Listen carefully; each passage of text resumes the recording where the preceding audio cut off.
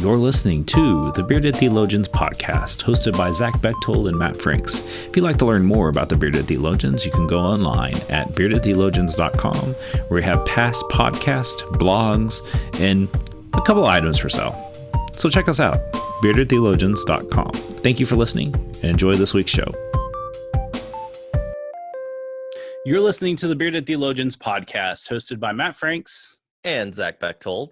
And we have a very special guest with us today. We have another Matthew. We have Matthew Paul Turner with us today, who's doing some really cool things in a space that we don't talk about often. So, Matthew, tell us who you are, where you're from, what you do. Well, it's for one thing, it's good to be here. Thank you so much for having me. Of course. So thanks. I am a writer. I started writing, I guess 15, 20 years ago, almost 20 years ago. I was an editor for a Christian music magazine that was based in Nashville. And I was there for 3 years. And when I left, or when I was let go, actually, the one thing that I took from that experience was writing. And so I started writing books. I wrote my first couple books for Relevant. And I think I've written since then. I don't know. I mean, it's an ungodly number of books that I've written. But about 3 years ago, I took a pretty big turn as far as like from a career standpoint, and went from writing books that were mostly for adults to books for children. And it's sort of like became something that it became a space that I could find find a place that I could fill. And it's been a really awesome ride. So I write children's books about God for kids, and I've been doing that now for 3.5 years. And it's been way more fun and way more enjoyable than I ever thought. Like I really, and I'm watching and seeing how that doing that has impacted people. Like it's been really kind of a cool side of it that I just, I knew people liked children's books. I didn't know to what extent they could affect people's lives. So it's been wild. Yeah. What triggered that transition for you to go from writing to adults to writing to children? Because those are two different spaces. Yeah. Okay, a couple things probably. In my writing career, when I was writing books for adults, I had kind of hit a plateau. I'd written the two books that I really dreamed about writing. It was two memoirs. One was based on my upbringing in fundamentalism. Like I had Barbies burned in front of me to explain hell and that kind of stuff. And so I was a humorist. And so I would write like a satirical story about my life, and kind of in a little bit of a David Sedaris type style. And while there was pockets of people who liked that kind of thing in the Christian world, it was hard to find an audience because I didn't come with, I'm not a pastor and I don't have a theology degree. So when you're just writing humor and making people laugh, and certainly having writing stuff that is layered with, there was a point to every single story, but I wasn't making obvious connections between those points sometimes. And so it's funny because I spoke at an event in Mississippi at a college, and the guy kind of put my whole career in perspective by saying, yeah, I'm not going to get in trouble for what you said. I'm going to get in trouble for what you didn't say. So, and that kind of made sense to me. And so I was at a point, I had really, my last book for adults was called Our Great Big American God. And it was probably the book that I was most proud of because I worked on, I can't tell you how many hours and months of time I put into that book. But it was a short history of how America and God were, how they came together and how America affected God. Like how we had how we changed God to some degree. And there was a huge section about, Methodists, but it was like this mix of satire and information. I poured my heart and soul into it. And then the publisher that I was with had a falling out with Amazon, and literally it happened like 3 weeks before my book was to release. And so you could not get it. You couldn't get my book on Amazon for, I guess, 2.5 months. And when you're writing for adults, it's weird because like you depend on Amazon. Like, you really, there's this, while it's the great beast in some ways in publishing, it's also like it helps you get in front of customers. And like, even though we hate Amazon, we also like download books and use it. And we're all like members of Prime or most of us and whatever. And so long story short, I was at a place in my life where I did not think that I would write again. And then my wife asked me, she was, why don't you try writing a children's book? And the other reason why I started writing children's books was because every time I would read a book about God to my kids, I was always finding myself changing things. Like it was like a weird theology or something that I just didn't feel like, I don't know, I didn't want my kids having to wrestle with at that particular age. And I just found myself changing words. And so like, it became this thing where I like would joke. I mean, my kids never wanted me to read any books to them about God. And so like, I just started thinking, could I write something about God for kids that would, spark their imaginations and keep their interest. And so I started writing down these terrible rhymes and ideas. And, it took me a while to finally get on a topic or an idea that I really thought could have some legs. And so I wrote a book called God Made Light. And I sent it to my agent. My agent liked it. We sent it out to publishers and got 11 no's, which was really, really frustrating. And all those no's came about 2 months after the last book released. So it was a really bad season of writing. But my wife had just gotten a book deal of her own, and she said, let's self-publish it. And we ended up selling we took a year, it came out in October of 2014, I think. And we sold every copy that we printed. One of the publishers came back and said, okay, let's do it. And my book with my first children's book on a like wide release came out in 2017, and it was called When God Made You. And so,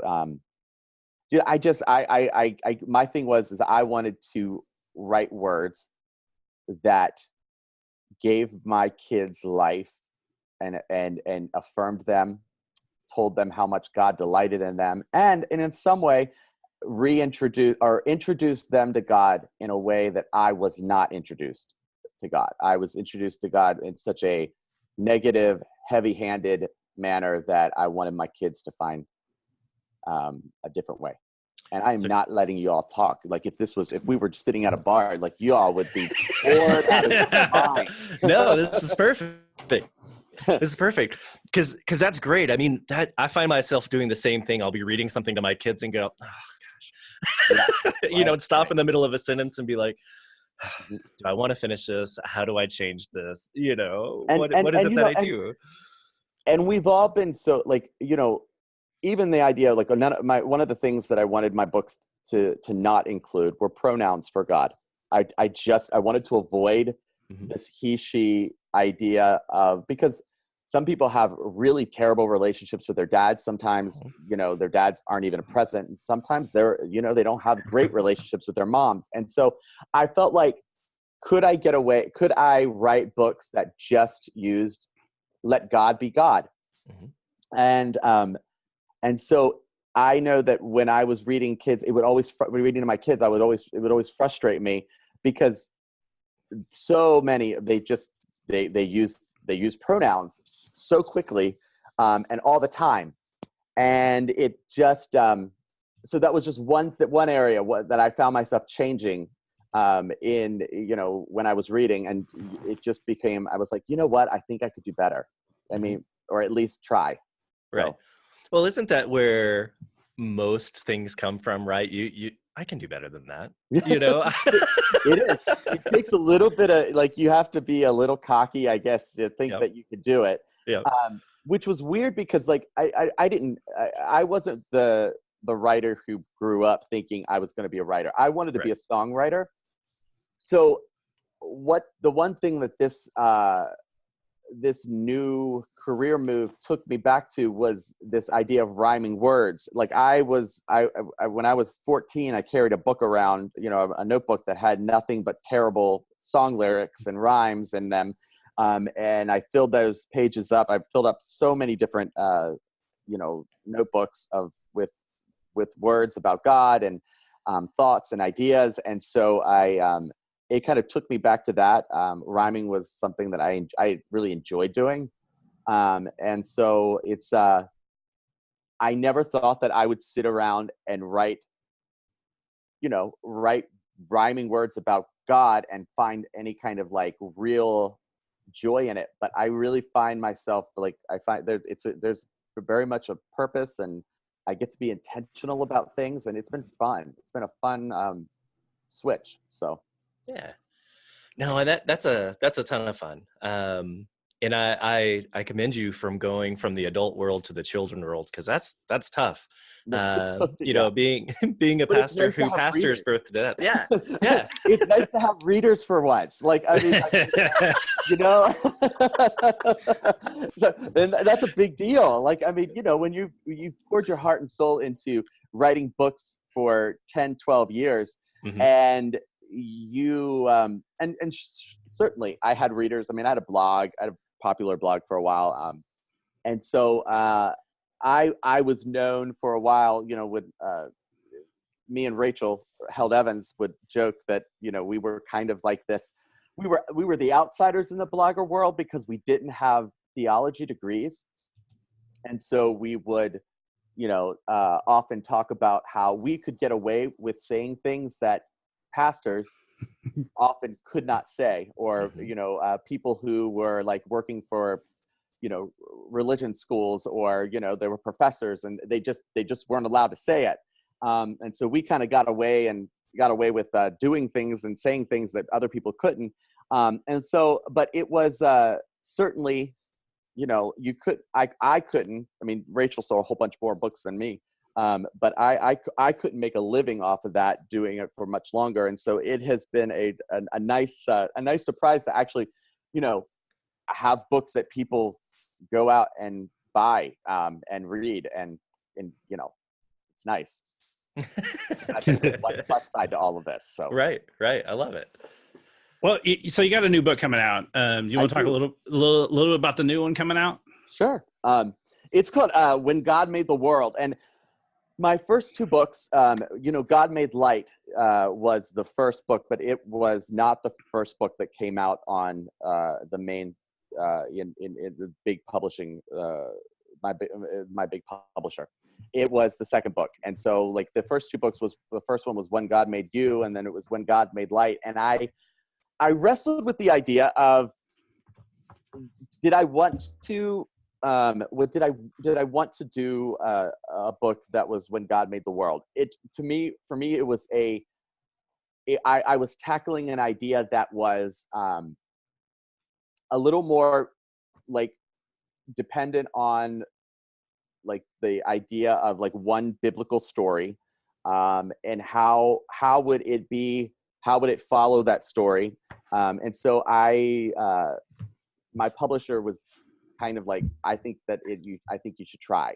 And so I wanted it to be, if I could do that, I said I would do it as long as I could do it in a way that was a little open-ended, in the sense of it follows the story of creation, and in the sense that like from an order of things, and then I don't talk about days, and I don't talk about Adam and Eve. God Made People. And so it comes out in January, and I have the art. I just got the art in like literally like 4 or 5 days ago, and it is just brilliant and magical, and I'm excited about it. And so like when to give you a little sample, it starts out in the very beginning, before anything was, before God started doing what it is God does, when all that existed was wide open space, God imagined a universe and began to create. And it goes on from there to creating like the planet and a place for the story of us. And it goes into like, you know, plants and trees and animals. And then it gets down back to the end of it. And it's, and it kind of comes back to like how we take care of the earth and how we are a part of God's story and how we live and love, you know, how creation tells God's story, and how we live and love tells God's story too. And so it's very biblical, but yet it's different than what the ordinary creation book would be about. And so yeah, I'm excited. I'll see. It's one of those books where I'm like, I might hit right down that middle line where it's too conservative for one group and not conservative enough for another group. So who knows? Like, you know, we'll see.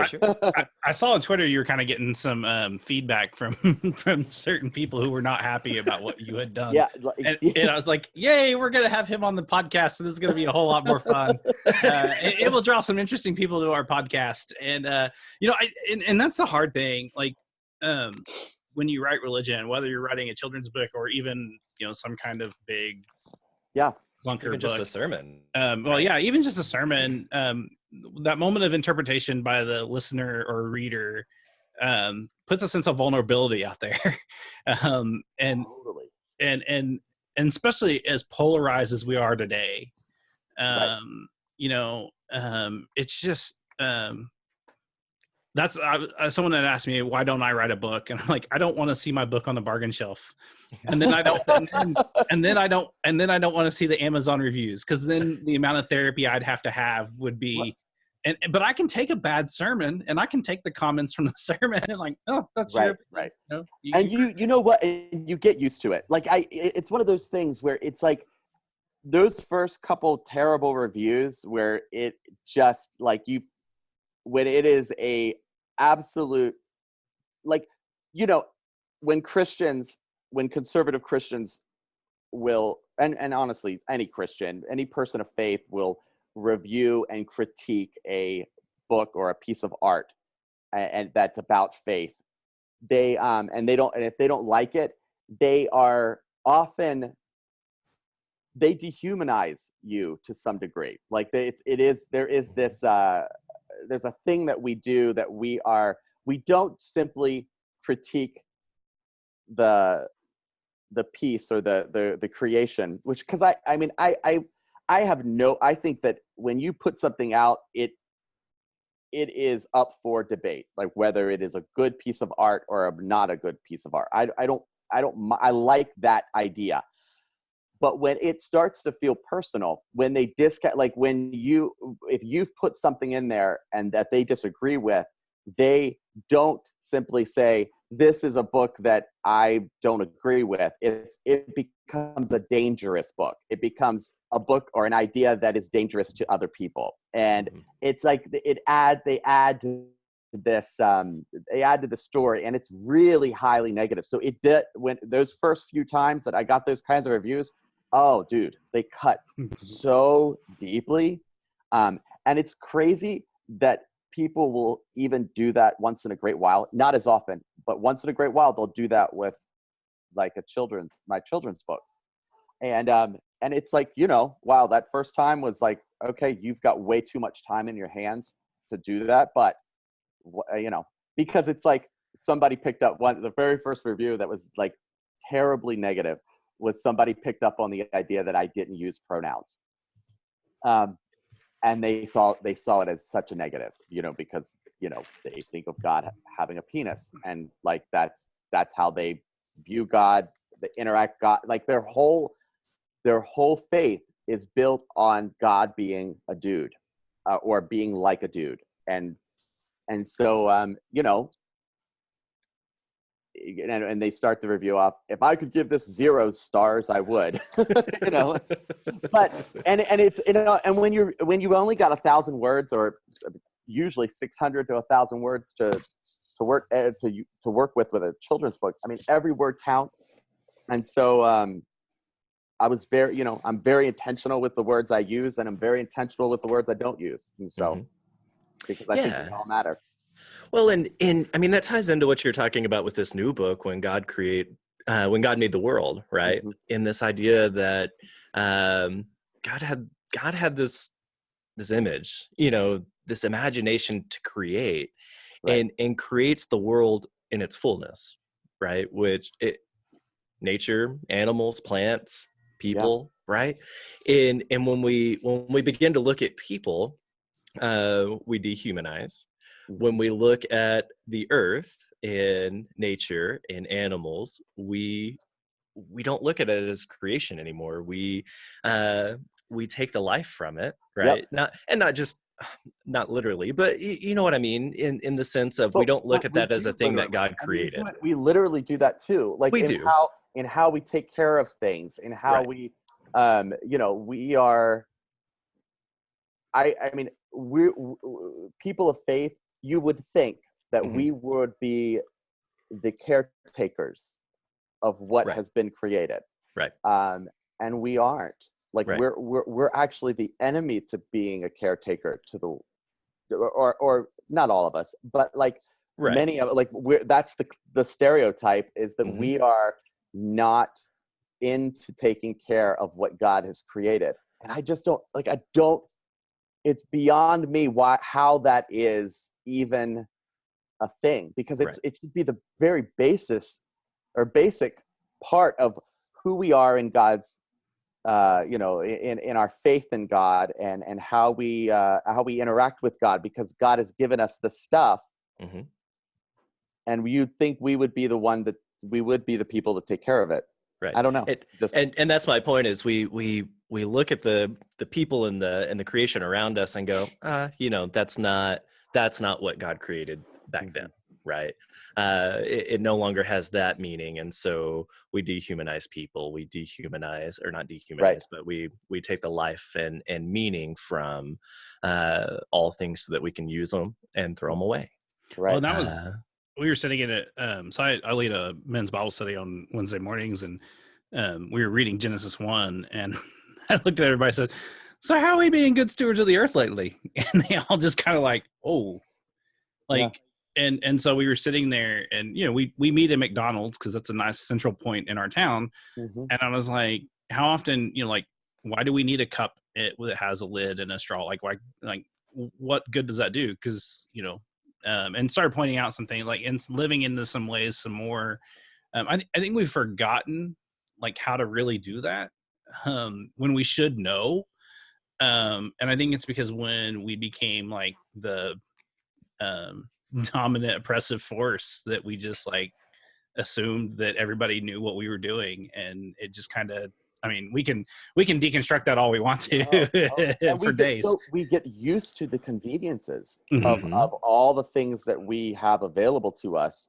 So to begin to see this or that as something that is harming, you know, the planet, and actually make a choice to change that, and change our behavior, and no longer, you know, stop our addiction to whatever it is that we feel like, you know, that we waste, you know, our use of plastic or whatever.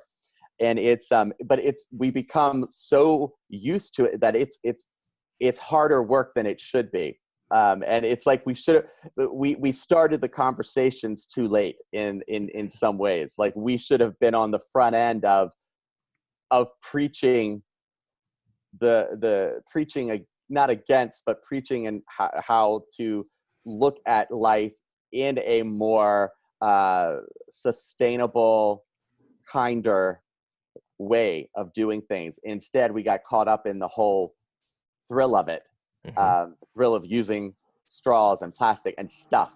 You know, we became a victim of whatever it is our culture was, you know, handing us. American culture, I mean, you know, and in turn, American culture has now affected other cultures everywhere else in their attempt to, use stuff. And what's sad is that while America has the infrastructure to handle the waste to some degree, other places don't have that infrastructure in place. And so how they handle waste and the stuff that it does not ever go away is to throw it into, they are less inclined to handle it well. Not that we do it well all the time. I'm saying but other places are even less inclined to do it well. So maybe that could be your next book on how God called you to be a steward. Right. So, we'll write a forward for it. It'd be great. And you know, I think that, you know, if we're going to make changes, I mean, we've got to teach our children how to do better. And I love the way that your books like introduce that thing that God is just God. Right. And that it doesn't have to have a penis or, you know, like, I just find some life in that. And I found myself in the same way like you when I was reading my children's stories or stuff, like correcting it or like, no, I don't want them to have to deconstruct this later on in life. Right. Because nothing, I have to admit, when I was in seminary, now granted, I was like the youngest person in seminary by far, but I would sit in the back of the class watching people who were older than me, you know, that could be my mom and my dad, when the professor was deconstructing the Bible story that they grew up with on the felt boards, watching them wither away and me just like sinister, like, like I can't, you know, like, I can't believe you bought into that. Or you just, you know, and, you know, drawing people to a better connection, a healthier connection with God. I think. And I think that if we as progressives or we as people who have gone through some sort of deconstruction or in the process of deconstructing, like, I think it's important for us in that same space to be giving what is the life that we're going to give our kids. Mm-hmm. Like if we're going to, how can I introduce God in a more healthy manner?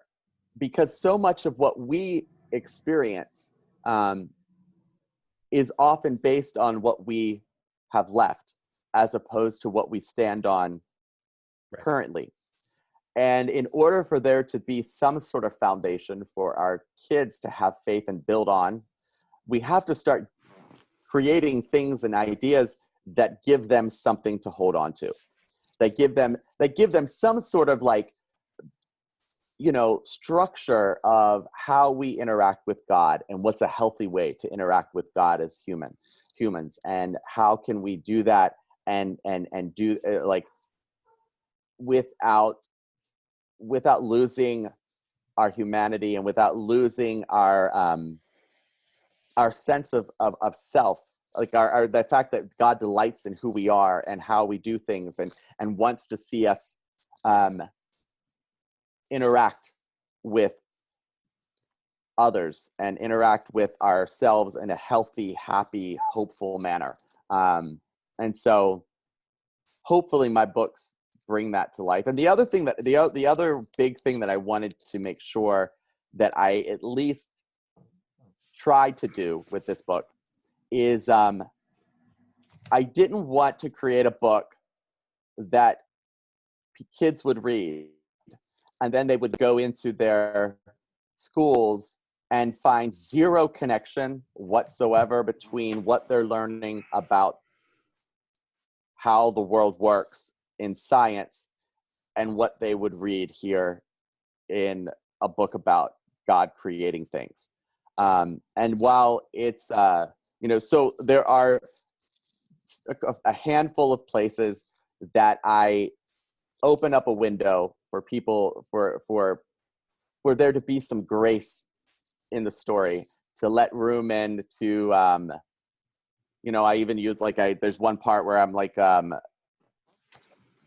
I say, yes, all living creatures, from whales to snails, from those covered with feathers to those covered with scales, each God designed with a home in mind to develop and evolve if needed over time. Because when God made the world, every creature on earth became a part of life's circle, having value and worth. And I don't give a lesson on this is not a book about evolution, but it leaves room open for God to not be at odds with what you're learning about in school, because there's very much a connection. They don't have to be ideas that are constantly knocking at each other's or butting heads against each other. And I think that's the good thing that speakers, that pastors, that writers, people who have some sort of platform do, right? They introduce an idea that leaves room for whomever is reading or hearing or watching to say, yeah, okay. Or, here's maybe why I rub up against that, but here's why. It leaves room for here's why I agree with that, and here's where it brings me life. Yeah. And well, maybe here's where I'm going to push back on that, and here's why. And that's what good communicators do, right? Is they leave that door open for people to go, huh, or oh, or well, let me tell you what I think. Let me tell you what I understand this to be. And so I might get a lot. I'm going to get some. This will be the book that I'm going to get some pushback, because people are really passionate. There's a lot of people that are really passionate about the 6-day creation. It being God made Adam and Eve, and and it's I don't say that God didn't make Adam and Eve. I just say that God made people. And so it. We'll see how it works out. But I think that's such a beautiful place to be, though, because you're opening the door for conversation rather than giving the answers or saying the things that people want to hear and read. We have enough of that in our culture today. Is believe this way, think this way, do this. And to give people that window is great. And I think those windows are grace. Like, I really do. Oh, yeah. I think because 100%. it leaves us room to just wiggle around and get comfortable in our questions, and comfortable in the things that don't make sense. And instead of that thing that seems to contradict what we believe becoming an enemy, it becomes a thing that just contradicts our idea, and it's not the end of the world. Right. Well, I think that's the one thing that kind of makes me sad is that we don't tell enough of cultural creation stories enough. Yeah. As someone who comes from a Native American family like myself, those were the stories that we knew. And so when I was introduced to the Bible at in a preteen age, reading this Genesis story, I'm like, I joke with my mom and say, I think the Cherokees told it better. And it just provides a bigger window that allows us to say, hey, I don't see how you could do it in 7 days. Like, if you need the literal 7 days, why? Like, just tell me why. Right. And let's unpack that a little bit.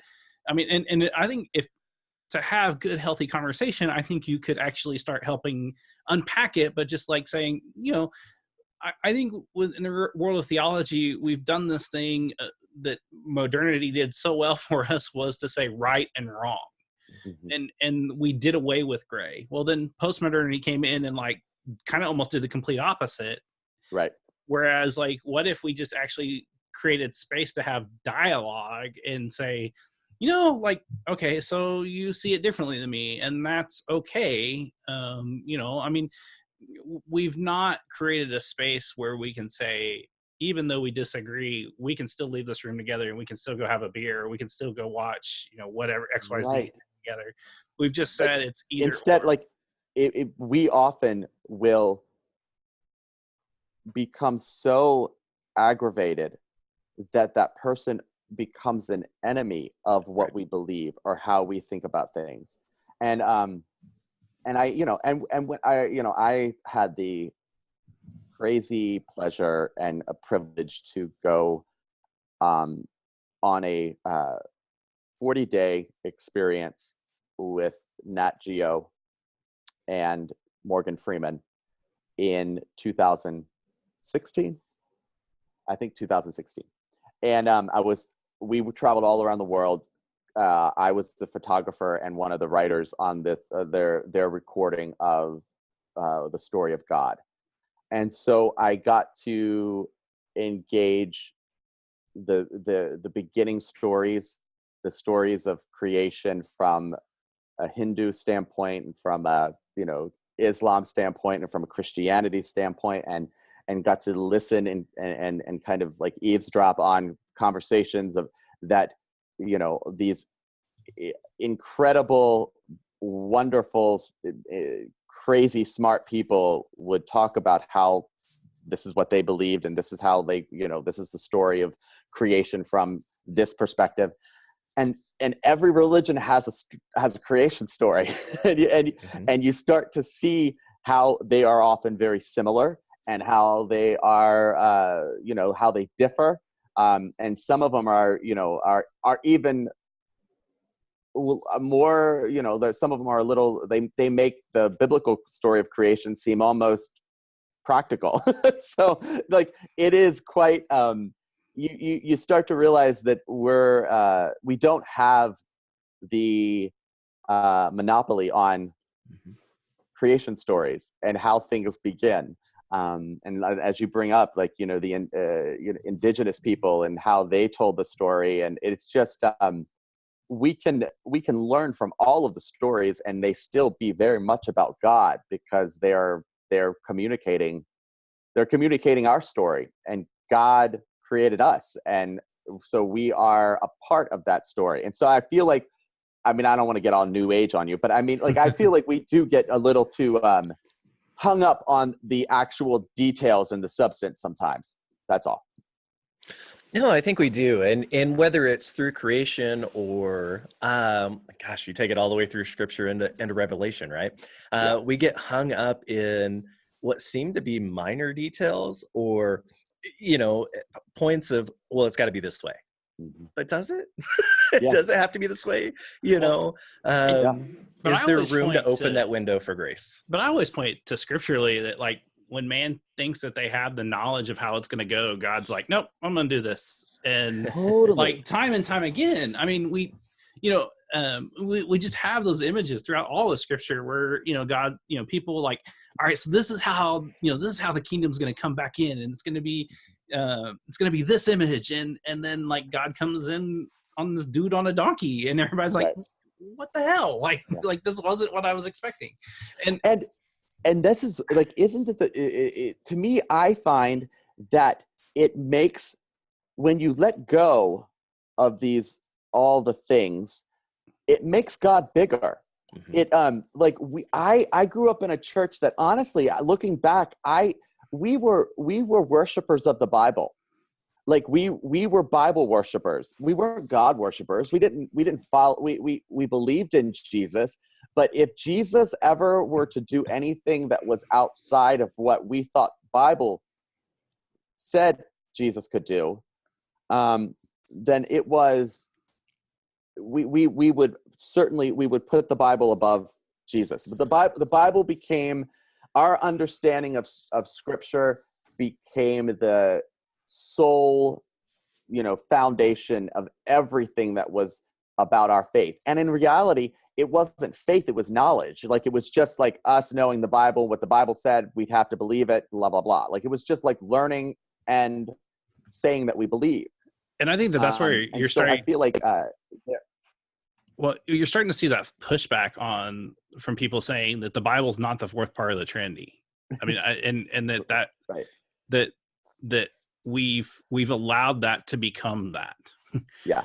And that there is, I push back on it all the time on people when they say, well, the Bible says, and so I'll throw my Bible down and say, speak, and it doesn't speak. Right. The moment that it does, I may actually, there's a whole other thing I'll have to unpack, but yeah. And I think that's where having these conversations, and, people like sharing things like you're doing with these books of making small connections, that maybe this may actually draw people back to scripture and say, hey, what does it actually say?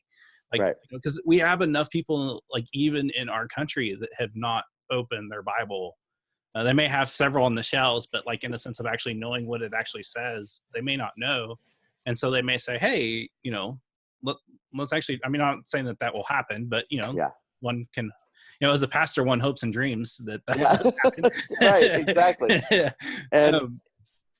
And so anyway, so like all that to say, I'm really excited about the book, and I think that it could it offers just a different perspective on a story that we have long heard over and over and over again. And my hope is, I was going to try to find and read you the ending of it if I am able to find it, but all of my papers I have, these are like all the editing things that are going on in my thing, and so I might find it here in a second. But anyway, so yeah, I'm excited about it. It comes out in January, and so yeah. Yeah, no, we're super excited about it as well. And when it does come out, we'll have all of the links and things for our handful of listeners to go and find it. Yeah. Well, thank you. Thank you so much. Of course. So Matt, we thank you for your time and coming on the show with us, and the invitation is always open. You're more than welcome to come back. Love to have more conversation with you. You might want to like schedule it way in advance. Yeah, like it's good stuff. We'll have all of his links on our website at beardedtheologians.com, where you can buy all sorts of good things, help support the podcast. But we also have some really good interviews and blog posts up that we encourage you to go check out. And so for the Bearded Theologians, I'm Matt Franks. I'm Zach Bechtold. Thanks for checking us out. We hope you've enjoyed the conversations that we've had today on the Bearded Theologians Beardcast, and we'd encourage you to continue those conversations online at beardedtheologians.com or on our Facebook page. We also hope that you pick up a couple of coffee mugs to satisfy your coffee mug collection. Have a good day.